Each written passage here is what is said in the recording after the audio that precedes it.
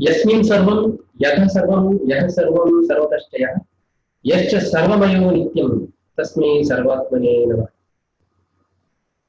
Dear friends, welcome again to Munyala Ayurveda webinar 3 to this third and final session. Thanks for joining me again.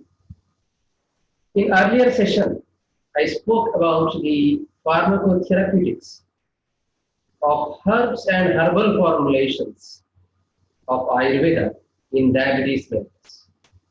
When we talk about Ayurvedic formulations or Ayurvedic medicines, it is very, very important for us to speak about rasaushadhis or herbo-mineral formulations. Otherwise, it becomes incomplete.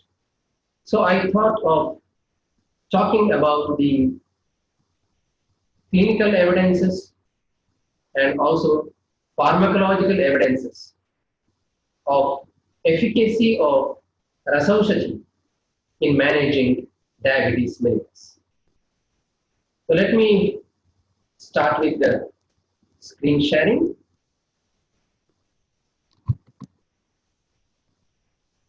Application of rasaushadhi in the management of diabetes mellitus. So that is how I have entitled this session. There are several rasaushadhis mentioned for prameha and madhumeha in various texts. Of course, only few of them are in clinical practice. Let me just list out a few of them randomly. Shilajatu Rasayana, which mainly contains Shuddha Shilajatu.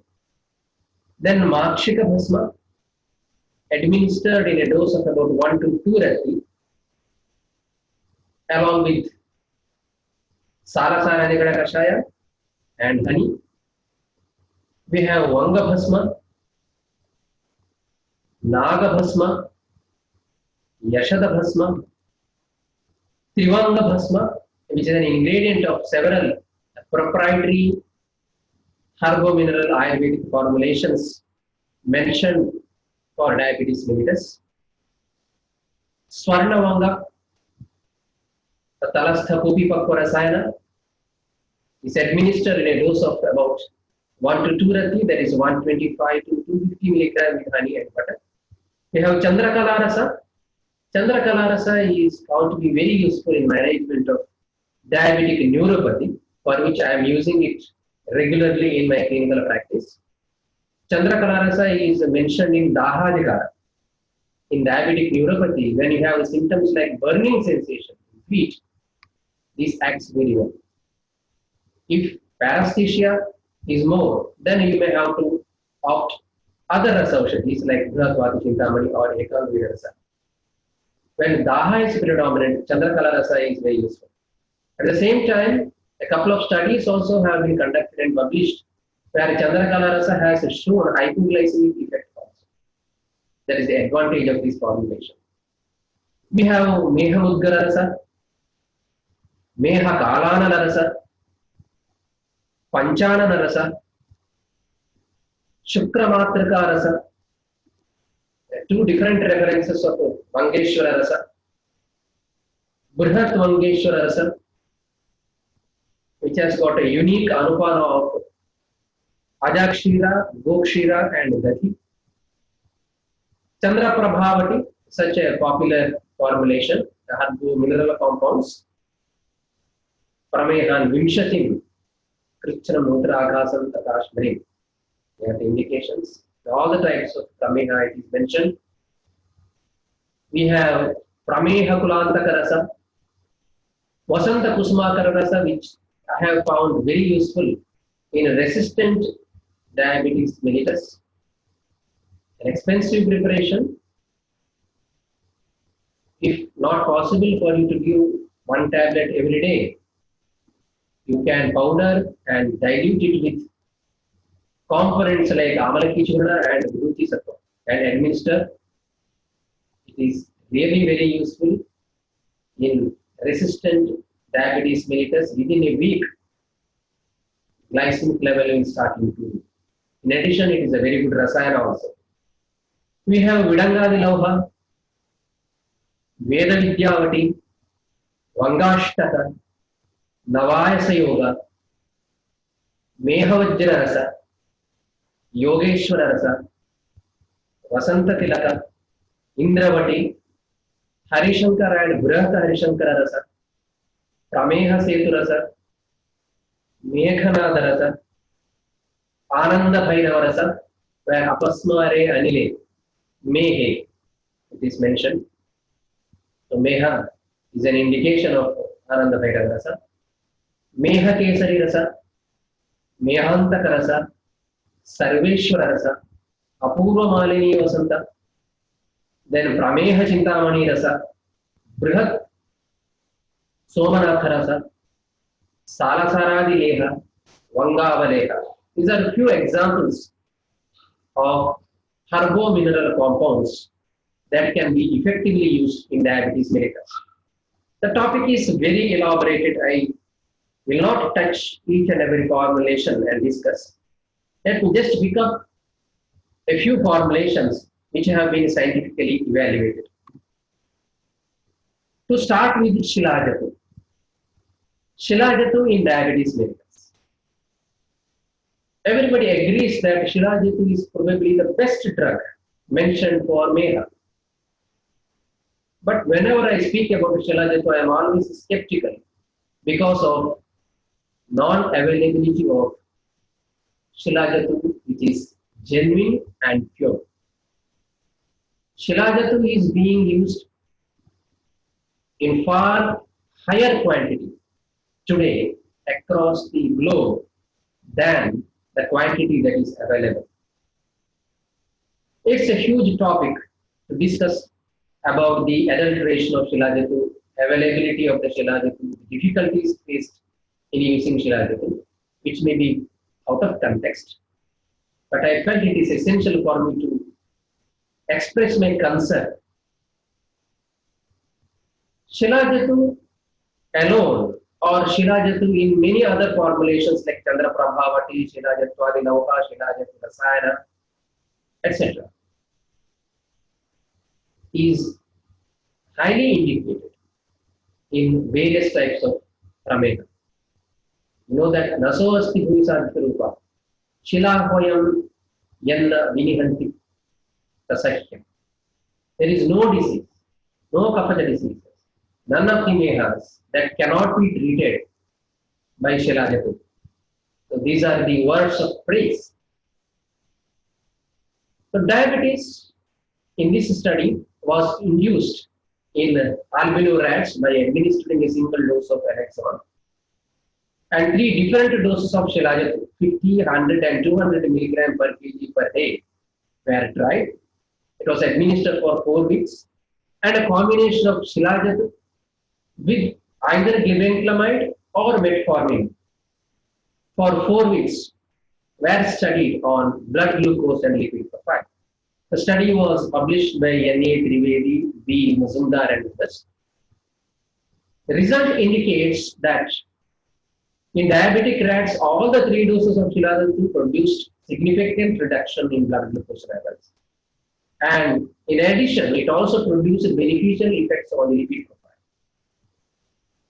The maximum effect was observed with the 100 mg per kg per day dose of Shilajit. Combination of Shilajit at a dose of 100 mg per kg with glibenclamide 5 mg per kg per day or metformin 0.5 gram per kg per day significantly enhanced the glucose lowering ability and improvement in lipid profile than any of these drugs given alone. So here, combined therapy was found to be beneficial. We will take another example now, Vangabhasma. Vangabhasma showed encouraging results and it is found to be effective to control clinical features of Madhumeha. That is very important. Especially polyuria, intense thirst, and also burning sensation in hands and feet, Hastapadada.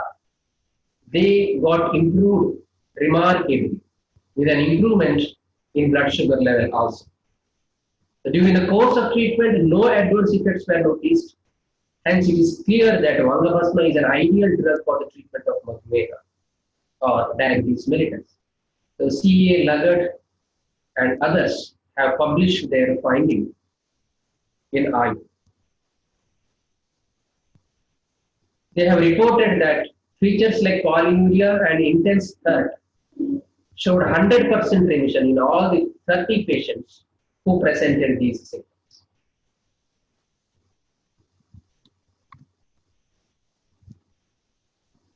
In another study conducted by Jalpa Jani at IPGT and RA Jamnagar, role of media in preparation of Vangabhasma was studied, and it was evaluated for hypoglycemic and anti-hyperglycemic effect. Pharmacological study produced weak to moderate anti-diabetic activity in rats, showing high initial blood sugar values and increased blood sugar level in diabetic rats having moderate elevation in blood sugar level. Clinical study was carried out in about 50 patients. Highly significant improvement in symptoms like Prabhuta Mutraka, Avila Mutraka, Shuddhaditya, Drishnaditya, and Twindiko-Dveshta were observed in both the groups. In one group, Vastraputi Vangabhasma was used, and the other group, Vangabhasma prepared by regular Jarana and Marana method was used. But unfortunately, in either the groups, there was no marked hypoglycemic effect. There were improvements in clinical features, but there were no considerable glycemic control. Another study was carried out where effect of Putta in the preparation of Vangabhasma with special reference to Madhumeha was studied. An interesting work by Darshan Parmar at IPGT and RA Jamnagar. Pharmacological study showed Vangabhasma 1 had weak anti-hyperglycemic effect in streptozotocin diabetic rats, and Vangabhasma 2 showed moderate effect. Here, Vangabhasma 2 was prepared by using Gajaputta. It showed better activity profile, whereas Vangabhasma 1 was prepared by using Varaha. In addition to producing anti-hyperglycemic effect, it also found to protect liver and kidneys against diabetes-induced fatty changes. Another study of Vangabhasma was carried out in diabetes mellitus.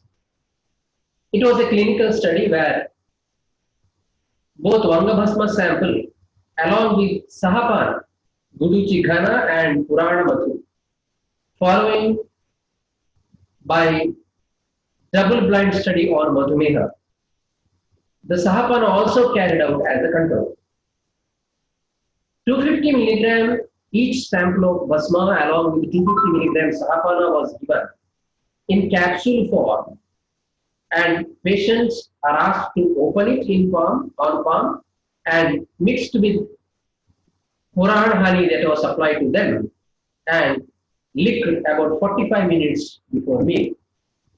After the completion of study, decoding shows, because this was a double-blind trial, capsules were used which looked similar. So decoding showed that group A contains Vangabhasma prepared by Ardha Gajaputta. Group B contains Vangabhasma prepared by Gajaputta. According to the statistical analysis, better effect was observed in group A, that is Vangabhasma prepared by Ardha Gajaputta, in comparison to group B, that is Vangabhasma prepared by Gajaputta. So Vangabhasma and Abhrakabhasma are very specific types of Bhasmas where Ardha Gajaputta is mentioned. Swarnavanga, another product claimed in Prameha, was studied in normoglycemic rats. Interestingly, it is observed that it showed hypoglycemic effect even in normoglycemic rats at a lower dose also. So this is something which is to be cautiously considered. Nagabhasma, which has got a specific indication in Prameha, and there are many Prameha Hara Rasaushadis containing Nagabhasma. A clinical study indicated that 65% of the patients who were taking other hypoglycemic drugs, along with Shashtiputa Nagabhasma, that is Nagabhasma prepared by giving 60 putas, showed significant reduction in blood sugar level. 50% patients, those on Shashtiputa Nagabhasma alone, also showed considerable reduction in blood sugar. About 25% of the patients who were taking both synthetic hypoglycemics as well as Shashtiputa Nagabhasma had hypoglycemia. So previously they had no control on blood sugar when they were using only synthetic drugs. No hypoglycemic effects were observed in the patients who were treated with Shashtiputa Nagabhasma alone. Serum creatinine, blood urea, urine constituents, and microscopic elements were not affected during and after the clinical trial. Thus, this study concluded that Shashtiputa Nagabhasma can be recommended as a medicine and also as an adjuvant along with synthetic medicines for the management of diabetes mellitus. Another study was carried out by Tatte P. et al. At IPGT and Jamnagar. The title of the study was A Pharmaceutical Standardization and Toxicity Study of Nagabhasma, prepared by two methods with special reference to Madhumeha, vis-a-vis diabetes mellitus. Pharmacological study with the special reference to hypoglycemic and anti-hyperglycemic study revealed that Nagabhasmas prepared with and without Jata had no hypoglycemic action but possessed moderate anti-hyperglycemic action. On anti-diabetic study, Nagabhasma showed good anti-diabetic action. The clinical trials on test drug Nagabhasma with placebo control, maize starch is used as a placebo in a dosage form of a capsule at a dose of about 60 milligram of half rati, twice daily for about 28 days. Nagabhasma prepared by both methods were found to be equally effective. Yashadabhasma is also having an indication in Madhumeha. Prepared by traditional method, it was evaluated and found to consist nanoparticles of a size of about 200 to 500 nanometers. Predominantly zinc oxide with hexagonal Woodside crystal structure were observed. The effective dose range of zinc ash in oral glucose tolerance tests performed using normoglycemic Vista rats was found to be 3 to 30 milligram per kg.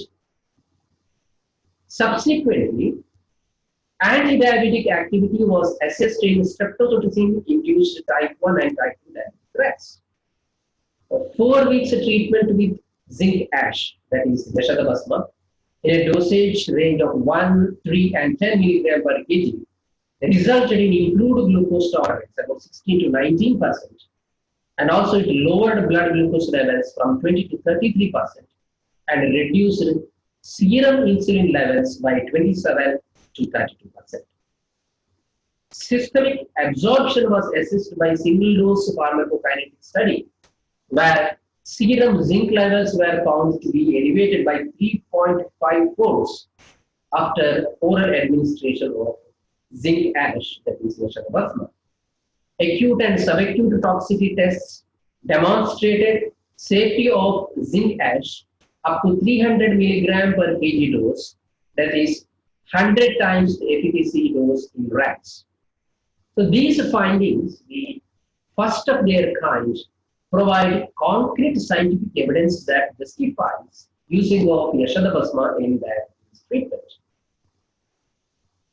It is Umrani RD, Agrawal DS, and others who publish this article entitled Anti-Diabetic Activity and Safety Assessment of Ayurvedic Medicine, Jasada Bhasma, in bracket, zinc ash in rats, in Indian Journal of Experimental Biology in 2013.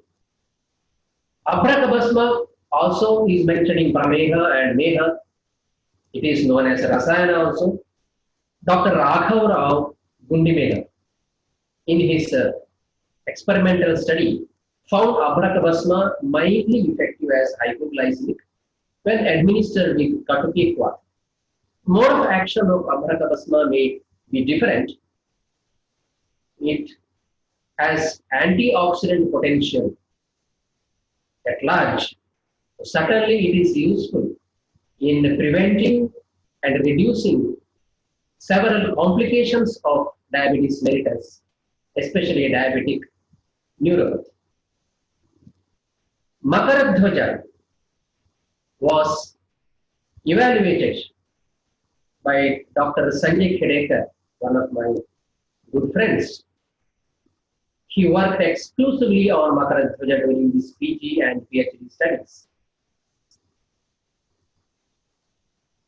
His pharmacological study showed that Makaradhwaja Vati has the better potential in the treatment of hyperglycemia observed in diabetic condition.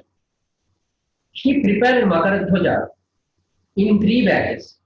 In one batch he used Swarnavarka, in another batch he used Swarna Bhasma, and in third batch he used Swarna Patra.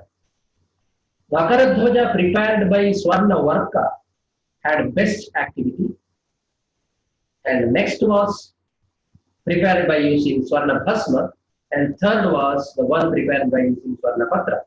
Of course, all the 3 had anti-hyperglycemic activity, at least to some extent.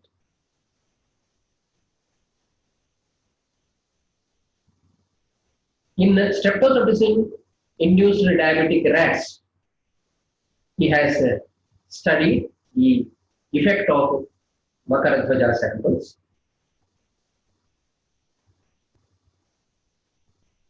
The adjuvant GGH per se had weak to moderate anti-hyperglycemic effect, which tapered off during the course of administration.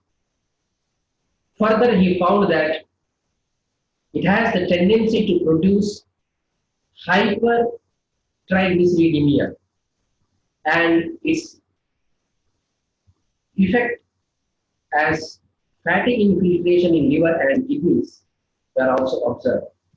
So, very interestingly, GGH, that is Guruji Ghanavati, was found to be inferior to Makaradhwaja even in safety studies. Triushana Diloha is another Rasaushadhi which was studied in diabetes mellitus by K.V. Ram Subbarao and others. Here, aqueous extract of Triushana Diloha was evaluated. About 40% reduction in blood glucose level was observed. There are many proprietary formulations that are available in the market.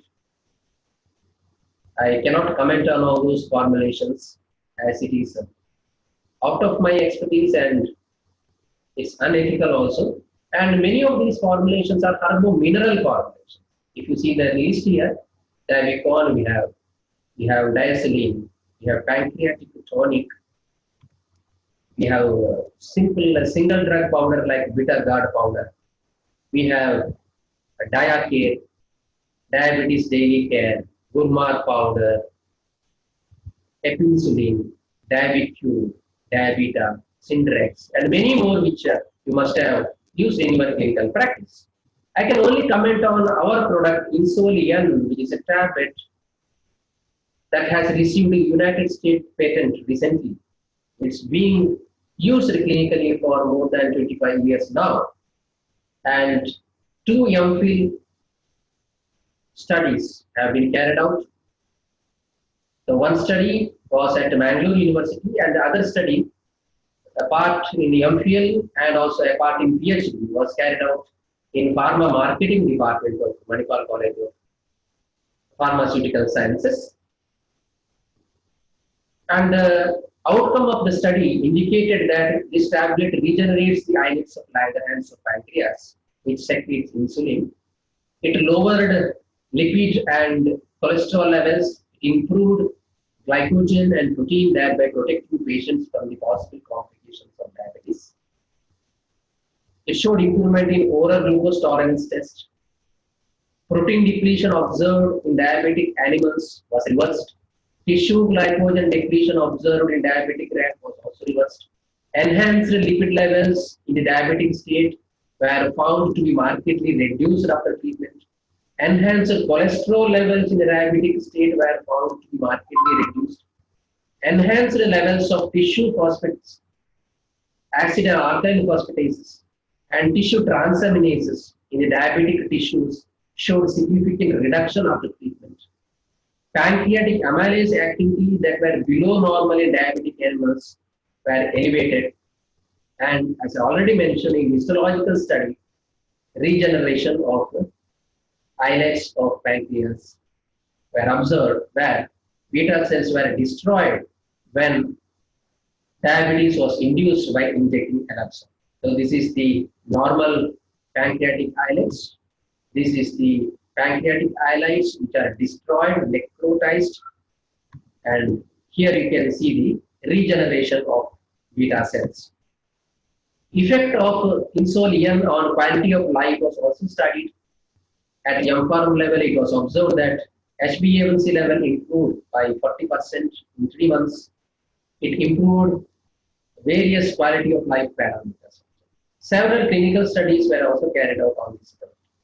Here my intention is just to mention that whenever there are several preparations in the market as proprietary preparations that are claimed to be effective, you should always observe that there are extensive scientific studies carried on them, especially on safety and also efficacy in preclinical trial and also in phases of clinical trial, and best if it also includes post-marketing quality of life study.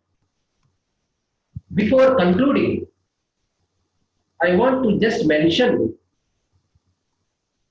some possibilities of herb-drug interaction in diabetes. In the beginning, I mentioned you when I explained the pharmacology of herbs in diabetes mellitus. I introduced you that this explanation is mainly because we have to understand herb-drug interaction in diabetes. There are a few examples here. Increased efficacy has been reported when Carvedilol, that is bitter gourd, was used together with metformin, glimepiride, and glibenclamide. In one of the clinical trials, 400 mg of chloroform and benzene extract of Karela was combined with 50% of the full clinical doses of either metformin or glibenclamide in NIDDM patients. The results showed that the combined interventions elicited a greater hypoglycemic effect when compared to that of full doses of metformin or glibenclamide alone, indicating a possible additive effect. Similar results have also been obtained in animal studies, whereby the combined treatments of bitter gourd fruit juice and extracts and metformin have been shown to produce greater hypoglycemic effects than either treatment alone in rat models of diabetes. In a study by Al-Omaria in a rat model of ceftriaxone-induced diabetes, a concurrent treatment of ginger extract, a simple drug, 25 or 50 mg per kg, and glibenclamide, 5 mg per kg, significantly reduced non-fasting blood glucose, that is random blood glucose, by 26 and 25% respectively. Better result at 25 mg. compared to 7.9% reduction when glibenclamide was used alone. That means almost 3 times better glycemic control was observed when shooting extract was used. In another study, a combination of ginger extract and a suboptimum dose of glibenclamide was found to exert effects similar to a full therapeutic dose of glibenclamide, where half the dose of glibenclamide was used, but result was equal to the full therapeutic dose of glibenclamide when it is administered alone. In addition, ginger also had shown to have nephroprotective effects when used with metformin. So interactions of MEFICA, that is fenugreek, with known anti-diabetic drugs were evaluated in several chemically induced diabetic animal models. The combination of fenugreek 150 mg per kg and metformin 100 mg per kg produced a significant reduction in plasma glucose level, about 20.7% in type 2 diabetes. The combination treatment with the fenugreek extract and glibenclamide exhibited a greater inhibition of the hepatic LPO activities, lipid peroxidase activities, and a greater antioxidant activity compared to the individual components alone, highlighting the potential benefit of the combination treatment. Several experimental and clinical studies have been conducted to assess the interaction between garlic and anti-diabetic medicines, such a simple drug. In a rat model, it was found that garlic increased the peak plasma concentration, the Cmax, and the area under curve of metformin, highlighting the need to adjust the dose of metformin when co-administered with garlic. This is a very interesting observation. In another study, garlic alone, as well as in combination with metformin, improved body weight, while the combination therapy was more effective in reducing blood glucose levels, highlighting that garlic extract potentiates the hypoglycemic effect of metformin. Potential beneficial effects of garlic juice in combination with metformin have been shown, where the combination attenuated tubular toxicity induced by gentamicin. An interaction between Gymnema, our Madhunashini or Yashaswini, at a dose of about 100 to 500 mg per kg, with metformin in a dose of about 50 and 100 mg per kg, has been studied in streptozotocin-induced diabetic rats. The combined treatment was found to decrease the bioavailability of metformin. Very interesting here. This is something we should carefully remember. If you use Meshashringi alone or Meshashringi containing product or a product which has got high concentration of Madhunashini, if the patient is taking metformin also, therapeutic effect of metformin will be lower, not increased. The combined treatment was found to decrease the bioavailability of metformin and serum glucose level. The decrease in serum glucose level was there, but it was not significantly greater than the metformin itself. Although in histopathological analysis, an increase in volume of pancreatic islet cells were observed after combined therapy.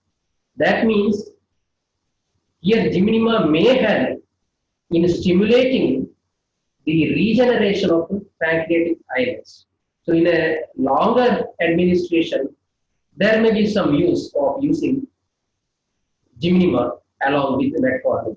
Otherwise, you will have to adjust, you may have to increase the dose of metformin if at all you are using them together. In an animal study using a chemically induced diabetic rat model, a decrease in plasma metformin concentration and increase in blood glucose level were seen in animals, again treated with a combination of Gymnema T and metformin when compared to those receiving metformin alone, again suggesting an antagonistic interaction between metformin and Gymnema. Endographis panicculata or Kalamekha is shown to inhibit cytochrome, which is the place where anti-diabetic drugs such as glibenclamide, glimepiride, glipizide, metiglinine, rosiglitazone, pioglitazone, reparinidine substrates, thereby suggesting that there is the potential adverse outcomes. Remember, potential adverse outcomes as a result of an increase in plasma concentration of these medications and subsequent enhanced glucose lowering effect. Although this is a theory not yet confirmed. So here, Andrographis paniculatum is shown to inhibit cytochrome, especially CYP2C19 activity. And once this cytochrome is inhibited, naturally, bioavailability and duration of action of all these anti-diabetic drugs will increase and their action will be more potential. So it is believed that if at all you are using Andrographis paniculata along with other anti-diabetic drugs, probably there is a possibility that person may end up with hypoglycemia or anti-diabetic effect of modern drugs will be enhanced. So carefully you will have to adjust the dosage. So all this information are beautifully provided by Gupta R.C., Chang D., Nammi C. and others in an article entitled Interactions between Anti-Diabetic Drugs and Herbs, an overview of mechanisms of action and clinical implications. Now let me conclude my presentation. A scholar, Raman Chawla et al., in a study proposed an integrated herbal drug development and standardization model, which is an amalgamation of classical approach of Ayurvedic therapeutics, reverse pharmacological approach based on observational therapeutics, technical standards for complete product cycle, cheminformatics, then herbal qualitative structure activity relationship and pharmacophore modeling and post-launch market analysis. Further studies are warranted to ensure that an effective herbal drug standardization methodology will be developed, backed by a regulatory standard guide. The future research endeavors is more focused manner. These are a few of the references I had to go through while preparing my presentation. Sorry if I could not reach you very well, but I tried my level best. Hopefully, most of you are convinced with my presentation. For any of the queries further required, you can drop an email and I will be pleased to clarify within the limitation of my knowledge. Thank you very much for being with me. See you again in the next webinar next week, that is next Friday at 3 p.m. Till then, keep your health intact, be happy.